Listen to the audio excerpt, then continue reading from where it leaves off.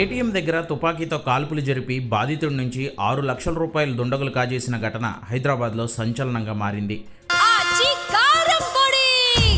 అదరగొట్టే కారం రంగు రుచి ఆచి కారం పొడి. కోటి బ్యాంక్ స్ట్రీట్లో ఎస్బీఐ హెడ్ ఆఫీస్ దగ్గర ఉన్న ఏటీఎం దగ్గరే ఈ ఘటన జరగడంతో ఇది మరింత ప్రాధాన్యతను సంతరించుకుంది.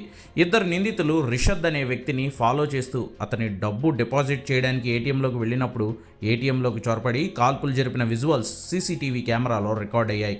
కాల్పులు జరిపిన వెంటనే అదే బైక్పై ఇద్దరు నిందితులు పారిపోయారు. నిందితులు కాల్పులు జరిపి బైక్పై పారిపోతున్న సీసీటీవీ విజువల్స్ వెలుగు చూశాయి.